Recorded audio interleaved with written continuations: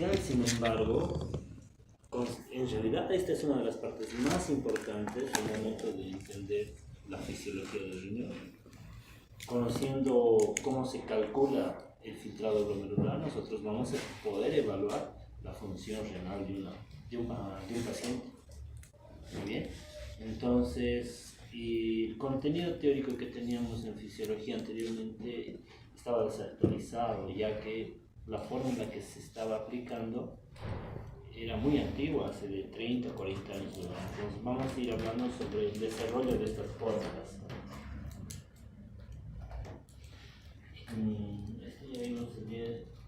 Bueno, las pruebas para estimar la tasa de filtrado glomerular o la filtración glomerular se dividen en exógenas y endógenas. Las pruebas exógenas son pruebas en las cuales se aplican sustancias externas, sustancias ajenas a los pacientes para ver si estas pueden ser eliminadas. Estas sustancias exógenas pueden ser la inulina, muy bien, la cual se filtra por el riñón, no se reabsorbe ni se secreta, y como mencionamos en la anterior clase, pueden ser radioisótopos. Entre ellos tenemos el DPTA, EDTA, iotalamato y exógeno. Aquí tenemos, por ejemplo, en la actualidad, estas sustancias exógenas se utilizan para medir la filtración glomerular, pero con el objetivo de investigación. ¿Qué significa eso? Que no se lo usa rutinariamente al momento de evaluar a un paciente, sino se lo utiliza para temas de investigación, muy bien, en grupos de estudios de grandes poblaciones. Por ejemplo, aquí tengo lo que es el iotalamato y el ioexógeno. Estas pruebas consisten en ¿qué? En que al paciente se le administra esta sustancia, muy bien, y una vez que se le administra por vía intravenosa, se cuenta como tiempo cero el momento en el cual se administra al paciente. Posteriormente se va tomando muestras de sangre, muestras de orina a los 60 minutos, 105 minutos, 150 minutos. Paralelamente se toman muestras de sangre y muestras de orina. ¿Para qué? Para medir lo que es el aclaramiento de esa sustancia. ¿Qué dijimos que es el aclaramiento de una sustancia? Acá tenemos, ¿no? El aclaramiento de una sustancia es el volumen de plasma que queda totalmente libre o desprovista de esa sustancia. El aclaramiento de una sustancia también nos dice cuánto es el filtrado glomerular. Recordando, ¿cuánto es el filtrado glomerular normal, chicos?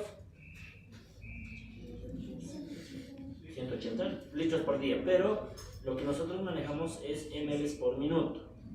100 a 125 ml por minuto. Ese es el filtrado glomerular que utilizamos, ¿no?, de forma rutinaria.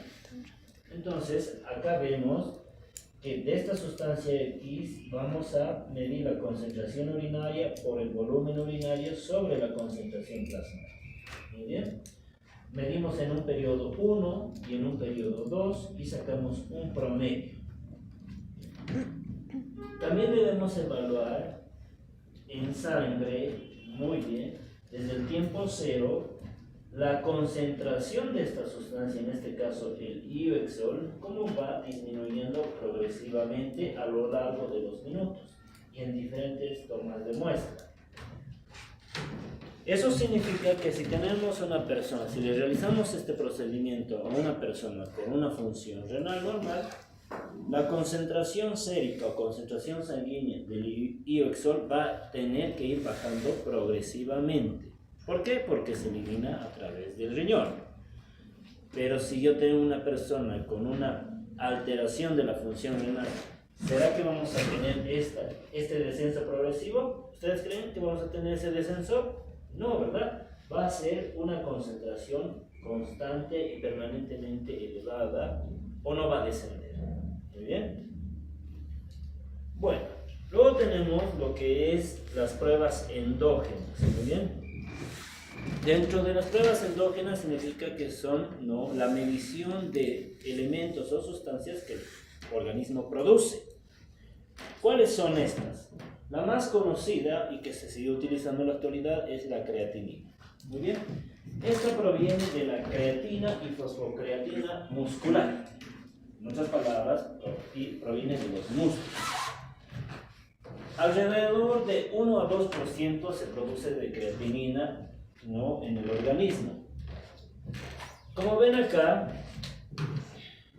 la creatina muscular, muy bien, va a ser metabolizada en lo que es el hígado, posteriormente va a ser eliminada por la orina, ¿ya? Entonces, la creatina tiene una característica. Se filtra al 100%, eso significa que pasa del capilar a la cápsula de goma en un 100%, o sea, la totalidad de la creatinina, pero existe un 10 a 15% que se secreta. ¿Qué significa eso? Recuerdan que la excreción urinaria o la producción de orina es igual a ¿qué? Lo que se filtra menos lo que se absorbe, ¿no?, más lo que se secreta. Yo lo que quiero evaluar en este momento es simplemente eso, la filtración. Entonces, si yo tengo, por ejemplo, un elemento que se filtra y se vuelve a reabsorber, como la glucosa, la excreción urinaria hemos dicho que va a ser igual a 0. Si yo tengo un elemento que se filtra y se secreta, la excreción urinaria va a ser igual a filtración más secreción. Pero con esos últimos dos, ¿no?, yo estoy evaluando, además del glomérulo, el túbulo renal. Muy bien, estoy evaluando el túbulo renal, pero yo quiero evaluar el glomérulo renal.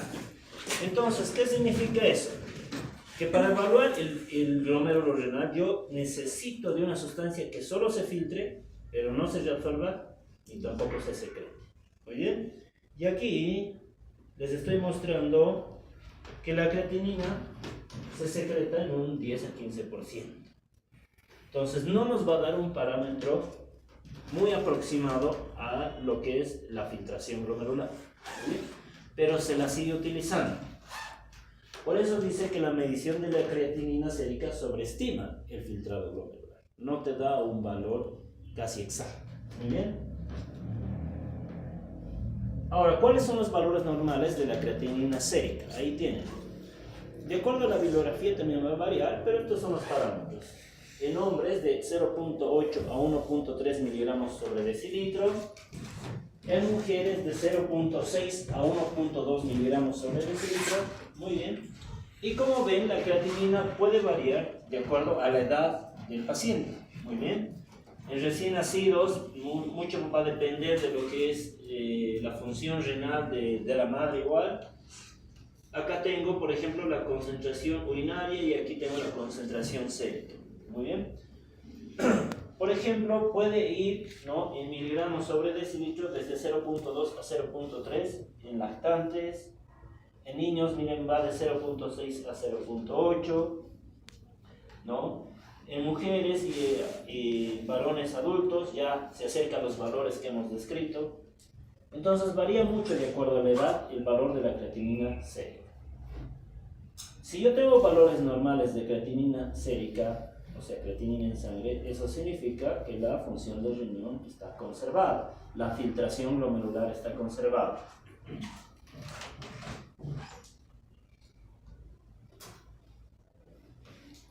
Pero a veces tenemos variaciones. Por ejemplo,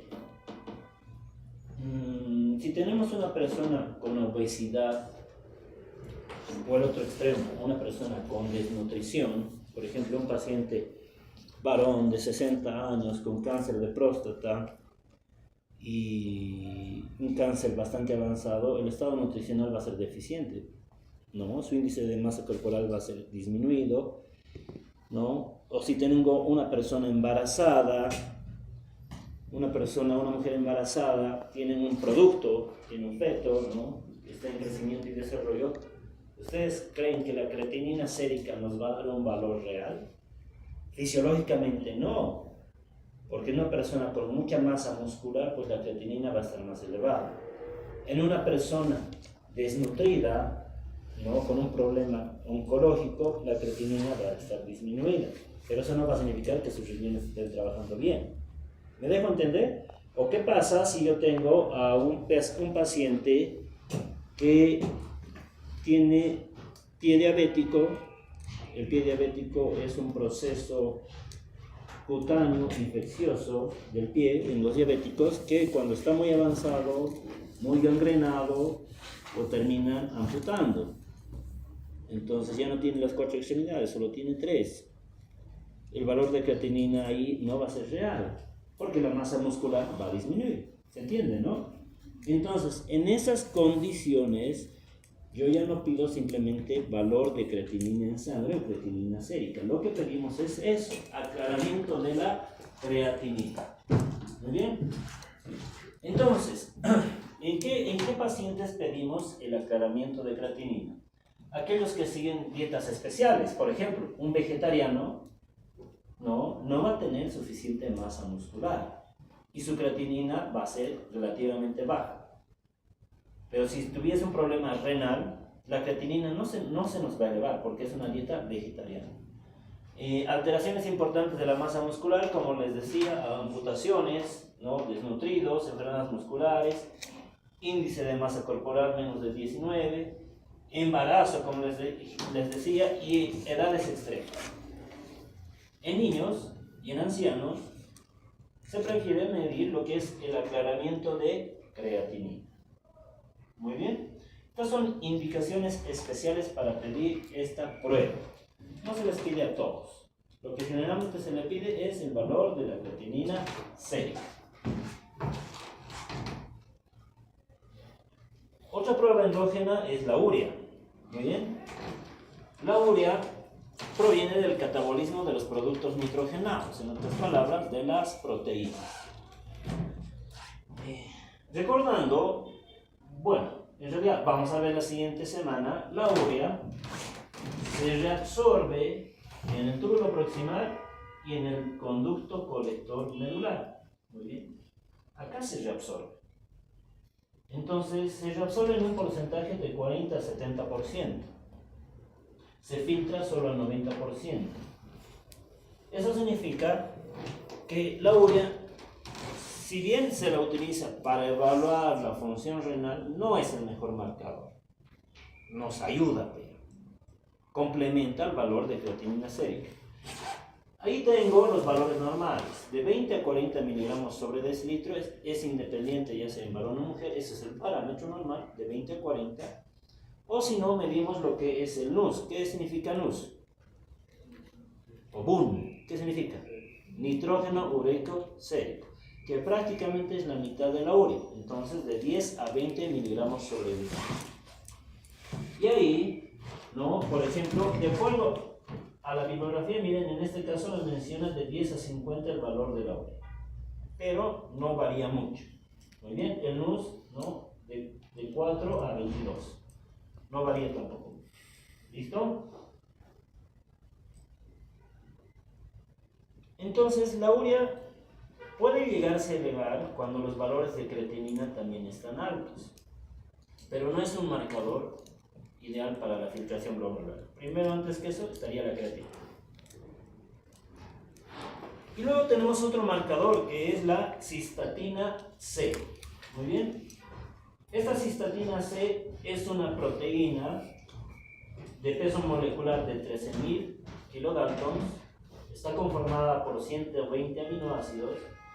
¿Y qué es? Es miembro de la familia de los inhibidores de la cisteína proteasas. Muy bien. ¿Cuál es la característica de la cistatina C? Esta proteína tiene la característica de que se produce en todas las células nucleares, en todas las células en general. No solo se produce en el músculo, sino se produce en todas las células del organismo. Y lo que destacamos acá es lo siguiente. ¿Qué vemos acá? Esta es la cistatina, llega al glomérulo, se filtra, ¿no es cierto? Ahora, una vez que se filtra, ¿ustedes ven que se reabsorbe? No se está reabsorbiendo. Tampoco se está secretando. En este caso, la cistatina C se filtra al 100% y su excreción urinaria es igual de 100%. Muy diferente a la creatinina sérica, que se secretaba en un 10% en los túbulos. Muy bien. Como dice acá, no se reincorpora al flujo sanguíneo, o sea, no vuelve a reabsorberse, ni tampoco se secreta a la orina. Entonces, en este caso, la excreción urinaria de cistatina C es igual a el 100% del filtrado glomerular. Primer gran punto importante. Segundo gran punto importante es este. No está afectada por la dieta, ya que se produce por el metabolismo celular en general. No es como la creatinina. Si tú tienes, por ejemplo, una dieta vegetariana, habíamos dicho que la creatinina va a ser menor a los valores referenciales. Tampoco se modifica por el estado nutricional del sujeto, ¿no? Como ocurriría con la creatinina. Por tal razón,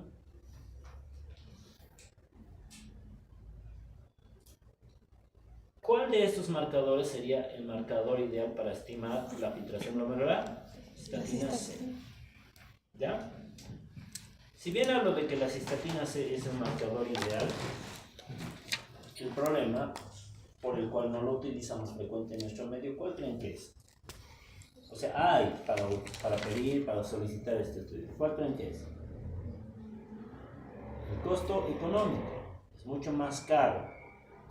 Una prueba de creatinina sérica te debe valer 20 bolivianos. La prueba de cistatina C está entre 400 y 500 bolivianos. Entonces, por las condiciones económicas, ¿no?, de la gran mayoría de la población, pues es difícil pedir esta prueba.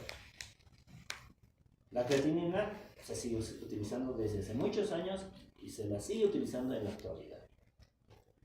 Cuando nosotros vamos a la consulta de nefrología o de medicina interna para evaluar la función renal, pedimos creatinina C. Ahora, si tenemos dudas de que, por ejemplo, es una paciente o un paciente desnutrido o un paciente anciano, ¿no?, pedimos cistatina C. Pero para evaluar la función renal no solo está la creatinina, nos apoyamos en varios estudios. En nefrología utilizamos 3 estudios básicos.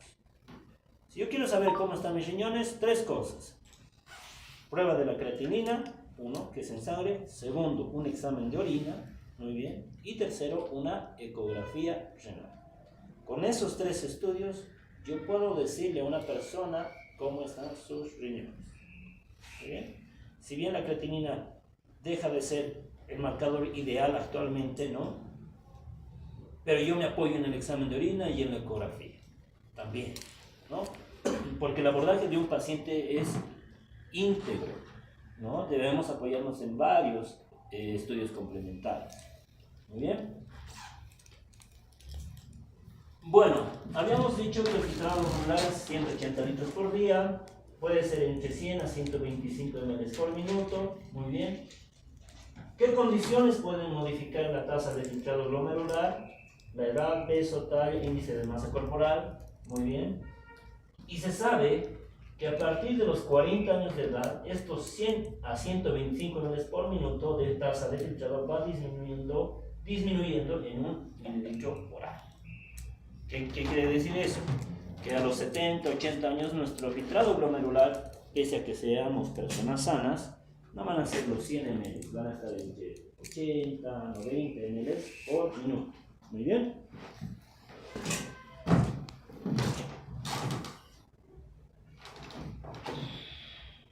Ok. Y aquí yo les traigo información relativamente actual, de acuerdo a las guías internacionales de nefrología. Muy bien. Este es del American Journal Kidney Disease, es una revista de nefrología, ¿no?, en la cual nos dice que el valor normal de la tasa de filtrado glomerular, ¿no?, es aproximadamente entre 100 a 125 ml por minuto por 1.73 metros cuadrados de superficie corporal. ¿Muy bien? ¿Por qué está añadida a esta la superficie corporal?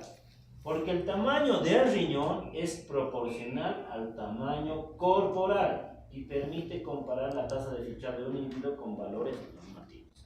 ¿Cuánto dijimos que miden los riñones? 12. A los que me dicen 12 es que no han venido teórico. 10. De 9 a 12 centímetros. Cuando es menos de 9, pues estamos hablando de riñones hipotróficos. Cuando es más de 12, nefromegalia. Y ya les dije que no de todos ahorita mide sus riñones 12 centímetros, ¿no es cierto? La mayoría está entre 10, 11 centímetros. Y eso se hace con una ecografía renal. Muy bien. ¿Por qué está indexada la superficie corporal? Pues porque va a variar, ¿no?, el tamaño del riñón de acuerdo al tamaño o a la superficie del paciente. Y bueno, el filtrado glomerular se mide gracias a la tasa de filtrado glomerular y nos permite evaluar, ¿no?, grados de insuficiencia renal. Una tasa de filtrado glomerular normal está entre 100 y 125, o en este caso nos menciona de 90 a 120 ml por minuto. Cuando la tasa de filtrado está menos de 90 y llega a 60, estamos hablando de una enfermedad temprana renal, una etapa intermedia y una enfermedad avanzada cuando la filtración está menos de 15. Ahora, ¿para qué medimos la tasa de filtrado glomerular? Hasta ahora yo les he dicho para evaluar la función renal, para saber cómo funcionan los riñones. Pero clínicamente o médicamente sirve para lo siguiente: para hacer diagnóstico, para evaluar el pronóstico de una enfermedad y para evaluar el tratamiento de una enfermedad. Nos permite, obviamente, al momento de hacer el diagnóstico, nos permite evaluar si estamos cursando con una enfermedad renal aguda, perdón, una falla renal aguda o una falla renal crónica. Al momento de evaluar el pronóstico, nos permite evaluar el grado de progresión de enfermedad renal crónica. ¿En qué etapa está el paciente? ¿En etapa 1, 2, 3, 4, 5? ¿En cuál estará? Si está en etapa 5, pues el paciente va a necesitar una terapia que sustituya ese riñón, como son la hemodiálisis, la diálisis peritoneal o el trasplante renal. Y el tratamiento, ¿para qué utilizamos la tasa de filtrado glomerular en relación al tratamiento? Si yo tengo un paciente que su tasa de filtrado glomerular está en 40 ml por minuto por una hemorragia gastrointestinal porque ha perdido sangre, le repongo sangre, hacemos endoscopía y a los 2 días nuevamente mido su tasa de filtrado y ya está en 60, eso me diría que la evolución es favorable o desfavorable. Favorable, porque está subiendo la filtración. Entonces me permite evaluar cómo estoy haciendo el tratamiento de la enfermedad. Muy bien.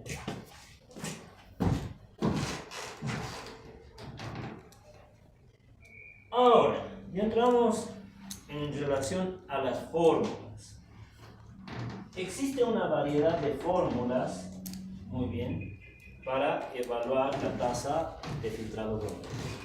Ahí tenemos todas las fórmulas. La que se conocía hasta hace muchos años, o la que se practicaba hasta hace 10, 15 años, era esta. La fórmula de Cockcroft-Gault. Muy bien. Esta fórmula nos dice que se mide la edad, 140 menos la edad por el peso en kilogramos, muy bien, dividido entre 72 por el valor de creatinina sérica. Si es mujer, todo esto lo multiplicamos por 0.85. En realidad esto es en varones. ¿Listo? Ahora, aquí está. Muy bien, esa es la fórmula. Esta es una fórmula desarrollada en el año 76 en 200 y más individuos. Muy bien. Ahí ven la fórmula: 140 menos edad por el peso sobre 72 por el valor de creatinina sérica. Eso es en varones, y si es en mujer, todo eso que se realiza por 0.85. Y ahí tenemos un ejemplo. Tengo un paciente varón, como cualquiera de ustedes, de 22 años de edad, muy bien, peso 67 kilogramos y valor de creatinina sérica de 0.8 miligramos sobre decilitro. Entonces, ponemos los datos en la fórmula: 140 menos edad sería 22 por 67. Dividido entre 0.8 por 72. Nos da 140 menos 22, 118, muy bien, por 67, 0.8 por 72 nos da 57.6. ¿Y cuál es el resultado al final? El resultado es 137 ml por minuto. Esa sería su tasa de filtrado glomerular de acuerdo a esta forma. Muy bien. Ahora, ¿qué pasa si es mujer? Ahí tenemos una mujer de 40 años de edad con un peso de 56 kilogramos y con un valor de creatinina de 1.1. Reemplazamos 140 menos 40 por 56 sobre 1.1 por 72. Todo esto, muy bien, nos da de 60 ml por minuto. ¿Ya? ¿Qué opinan de esta tasa de filtrado glomerular? Está baja, ¿no? Está reducida. Hemos dicho que por lo menos es entre 100 y 125, o en algunos textos nos dicen 90. ¿Bien? Ahora, esta fórmula que se utilizó desde el año 70 y algo, 76, ¿no? Pues es una fórmula que tomaba en cuenta la edad, la edad, el peso, pero no nos daba un valor aproximado al verdadero o a la verdadera tasa de filtrado glomerular. Entonces, se han buscado nuevas fórmulas o se han desarrollado en realidad nuevas fórmulas para acercarnos a la tasa de filtrado glomerular. Una de ellas es la ecuación de la MDRD, que significa modificación de la dieta en enfermedades renales. Muy bien. Esta prueba, esta fórmula o ecuación se la desarrolló en los años 90 en Estados Unidos, en un estudio multicéntrico. ¿Para qué? Para evaluar el efecto de la restricción proteica en la dieta sobre la progresión de la enfermedad renal. A los pacientes renales, a los que ya están con un grado de insuficiencia renal, se les restringe la dieta. Muy bien. Y al restringir la proteína específicamente en la dieta, puedes alterar puedes subestimar la función renal con la prueba de la creatinina. Porque hemos dicho que la creatinina, ¿de qué órgano viene? Del músculo. Viene de la dieta, también de las proteínas. Muy bien. Esta fórmula tuvo dos variaciones, la MDR6 y la MDR4. La D6 usaba valores de concentración sérica de urea, creatinina, albúmina, utilizada la edad, el sexo y la raza. Se sabe que por la raza también varía la tasa de filtrado glomerular. Luego se desarrolló la fórmula MDR4 que incluye solo el valor de la creatinina sérica, la edad, el sexo y la raza. ¿Cuál es el problema? El problema es que en esta fórmula se excluyeron pacientes mayores de 70 años, diabéticos con tratamiento en base a insulina y pacientes que tenían creatinina superior a 7. ¿Qué quiere decir eso? Que se han excluido pacientes que eran de edad muy avanzada o pacientes que tenían una enfermedad renal muy grave. Creatinina de 7 ya es demasiado alta. Hemos dicho que es hasta 1.2 o 1.3 lo normal. Entonces, para ese grupo de pacientes, pues ya no nos daba un valor tan real. Por eso dice, por este motivo no se recomienda utilizar esta ecuación en ancianos, hospitalizados y diabéticos, ya que sobreestima significativamente el filtrado glomerular. ¿Qué significa que eso? Que si nos da un valor de 130 ml por minuto, en realidad su valor real puede ser 100 o 20. Entonces, no nos da un valor aproximado. Muy bien. Entonces, se han desarrollado más fórmulas.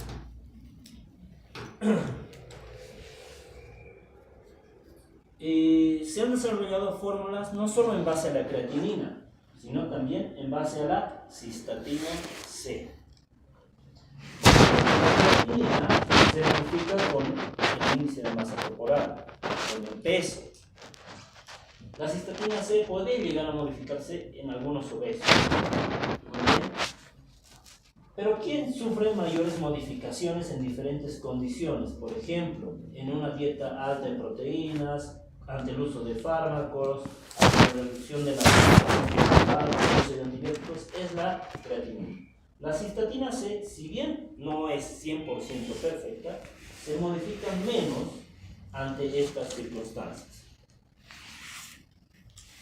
Por tal razón, como les decía hace un momento, tengo varias fórmulas, Cockcroft-Gault, MDR, y tengo esta, la fórmula del CKD-EPI, muy bien, que se la ha ido actualizando, pero se la desarrolló en el año 2009.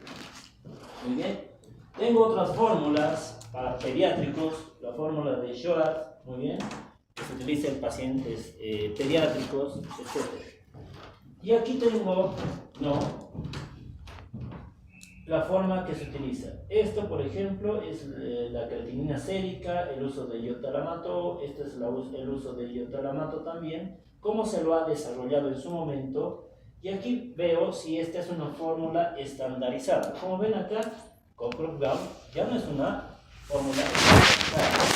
En cambio, MDR, CKD-EPI siguen siendo. Tengo aquí el promedio de pacientes estudiados. Y miren, esta fórmula se utilizó en más de 4.600 pacientes y todo esto es la fórmula. 141 el valor de la creatinina sérica, el valor de la creatinina sérica urinaria por 0.99. Miren, ¿cómo es de larga la fórmula?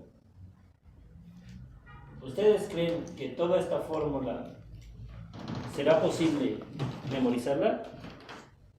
Probablemente digan ustedes, pues no, porque no me interesa y no voy a ser nefrólogo.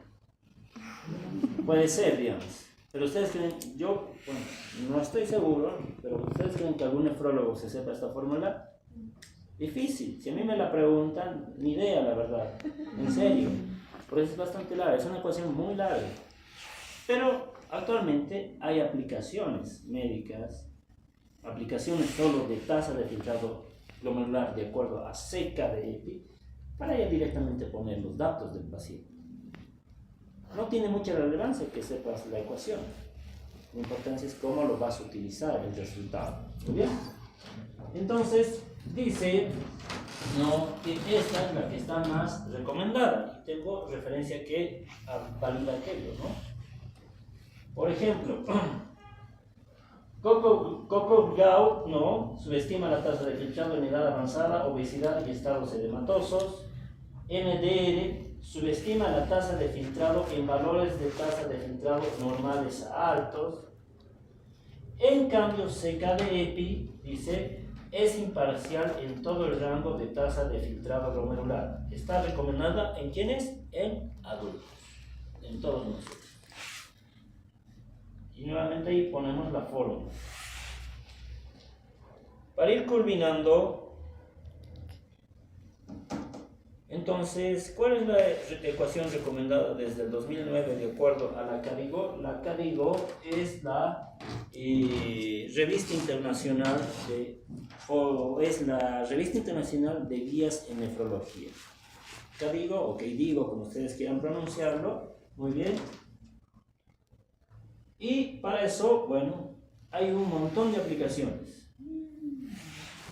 Tengo ahí una, por ejemplo, de la National Kidney Foundation. Muy bien. Ustedes van a ver, vayan a su celular y pongan CKD-EPI TFG. Pongan esto. No necesariamente les tiene que salir esta aplicación. Les tiene que salir CKD-EPI o CKD-EPI TFG. Buscan en el buscador de sus de su Play Store, CKD-EPI TFG, y les va a salir un montón de formas. Se descargan cualquiera de esas.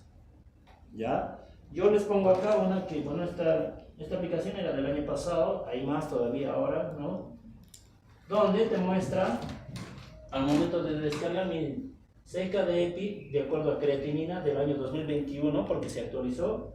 Te muestra la fórmula de Schwartz, la de Cockcroft-Gault, te sigue mostrando, o Cockcroft-Gault, mejor dicho. Miren, y aquí hay algo interesante. CKD-EPI con la prueba de cistatina C. En vez de creatinina puedo pedir cistatina C, porque la creatinina se modifica en ancianos, en amputados, en obesos, en embarazados. Entonces, ¿qué pediría? Cistatina C. De hecho, tengo un paciente que recién me envió su hija la prueba de cistatina. Les voy a mostrar el resultado.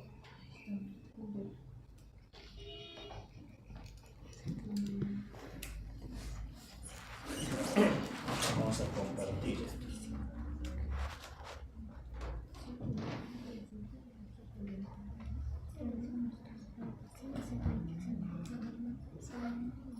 ¿Listo? Exacto.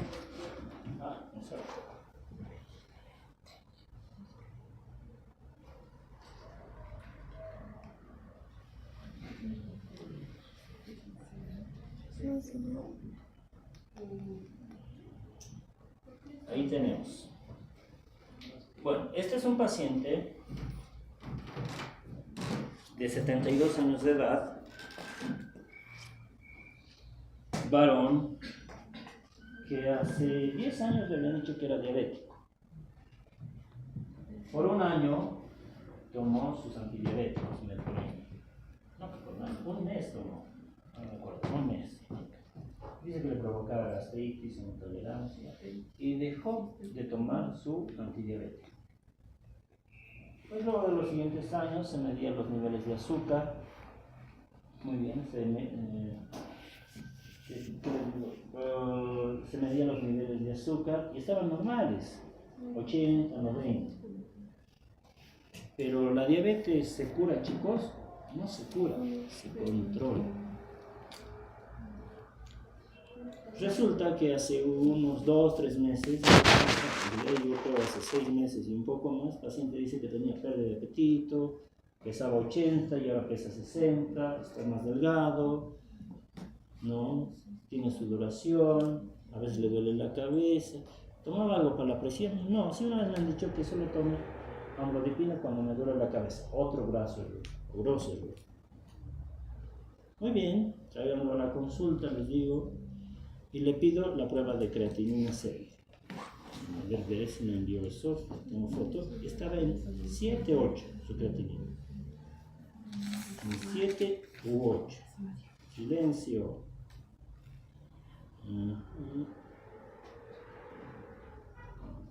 A ver, vamos a compartir aquí.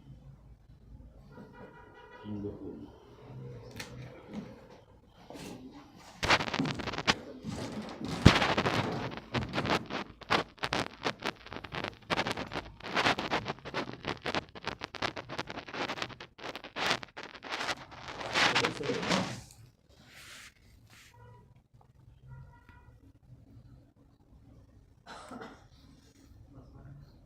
Más o menos.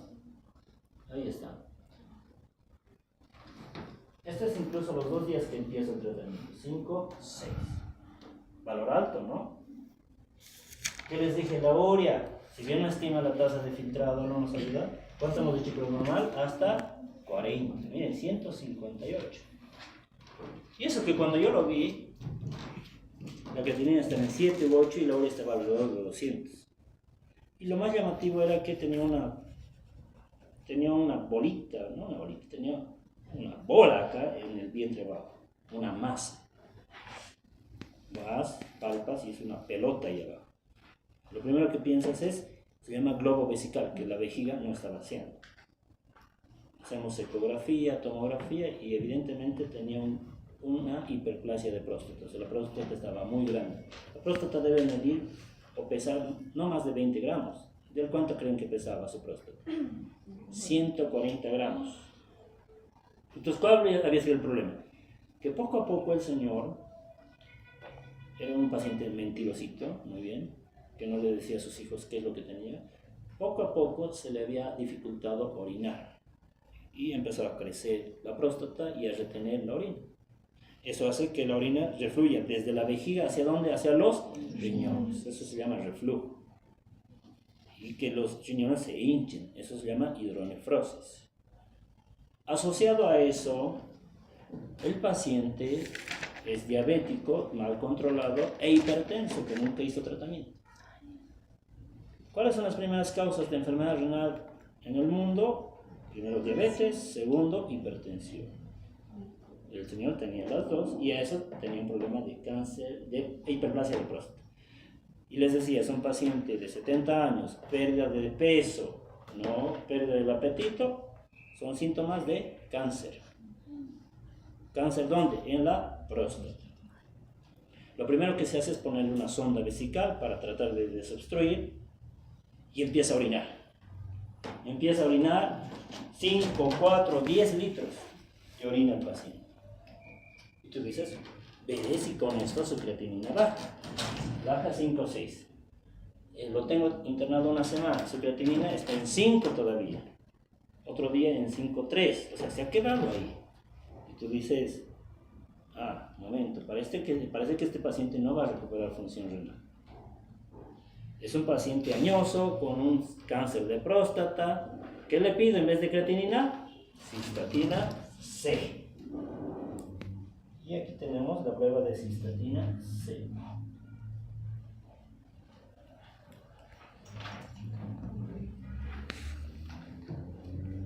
Y ahí está.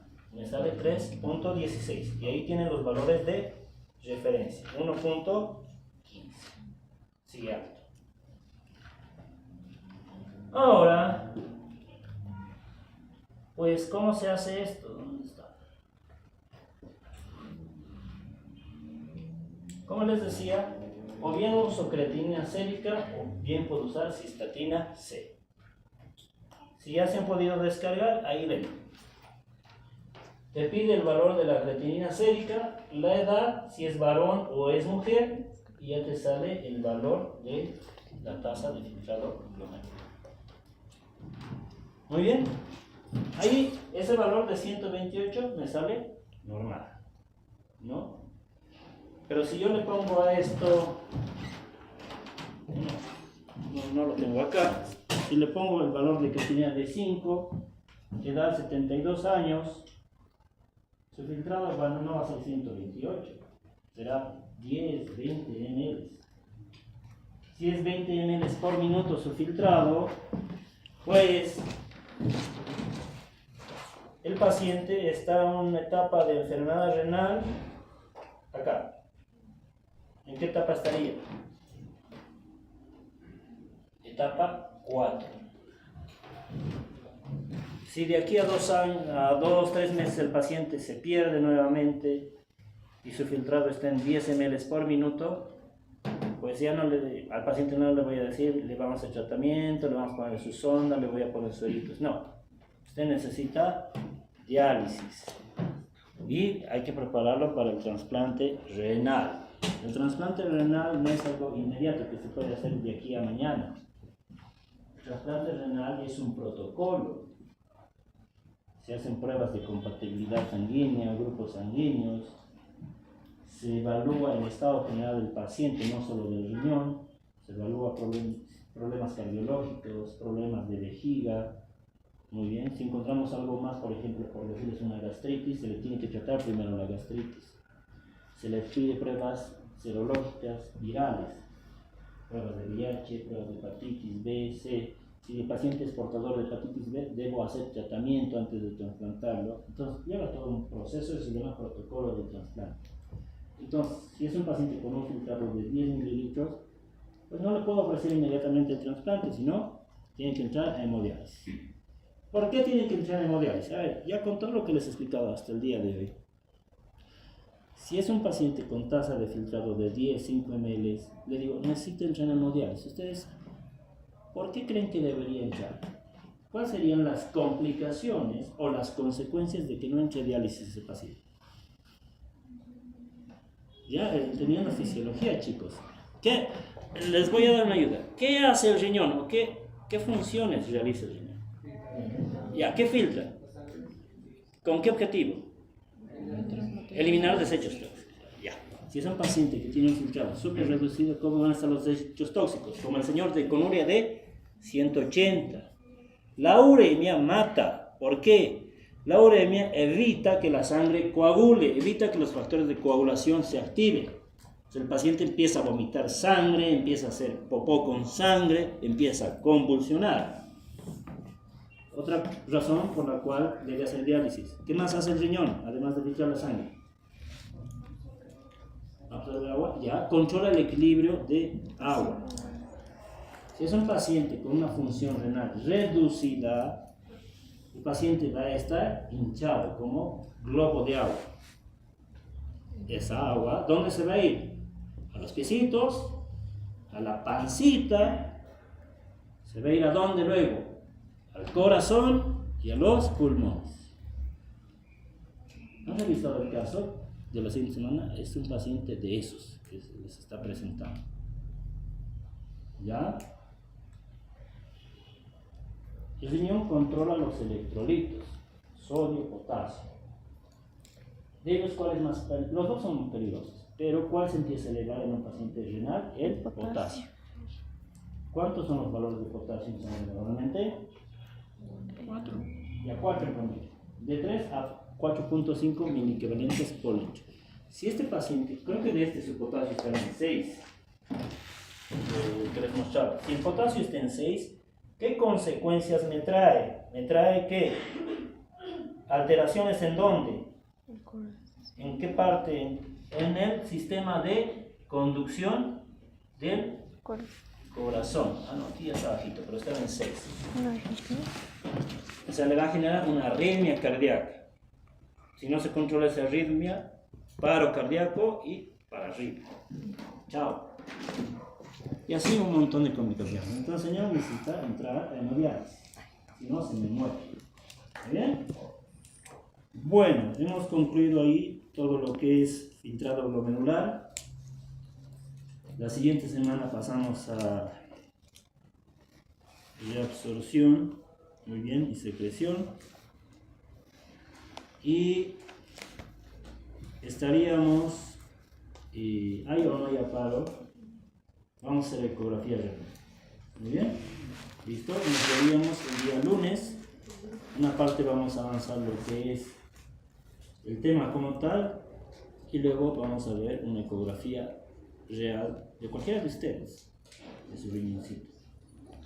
Muy bien, entonces inviten al resto de sus compañeros a que asistan para que puedan ver. ¿Ok? ¿Y qué más? Nada más. Eso es todo, chicos. Nos vemos.